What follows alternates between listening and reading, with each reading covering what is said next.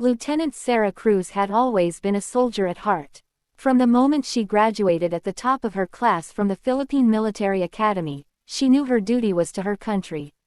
Known among her peers as astig, a Filipino term for tough or cool, Sarah had earned her reputation through her bravery, strength, and no-nonsense attitude. Her sharp eyes and quick reflexes had made her one of the most respected officers in her battalion. Sarah's life was regimented, her days filled with drills, strategy meetings, and missions. She had little time for anything outside of her military life, and she was content with that. Love, she believed, was a distraction she couldn't afford. That changed when Captain Mark de la Cruz was assigned to her unit. Mark was a seasoned officer, a decorated soldier with a disarming smile and a reputation for being charming yet serious about his duty. He was known for his strategic mind and his calm demeanor under pressure, qualities that had earned him respect and admiration. From their first meeting, there was an undeniable spark between them. Sarah tried to ignore it, focusing on her responsibilities and maintaining her professional distance. But Mark was different from anyone she had ever met. He wasn't intimidated by her toughness, instead, he admired it. He saw beyond her stern exterior to the compassionate and passionate woman underneath. They were paired together on a high-stakes mission in Mindanao, where they were tasked with providing aid to a remote village affected by conflict.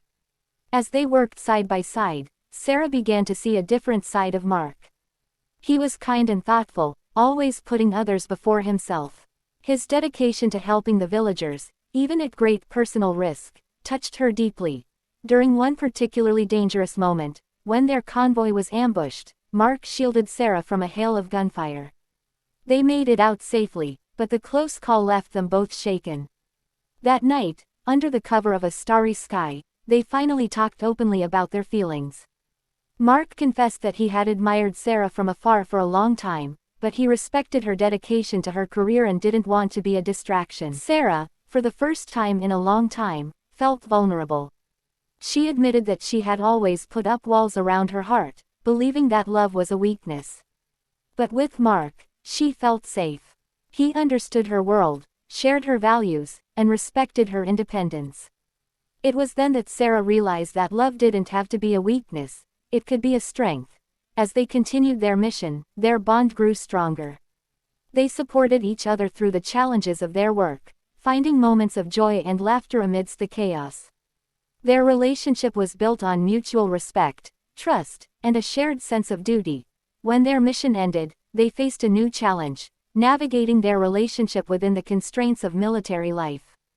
They were stationed in different parts of the country, their duties often keeping them apart.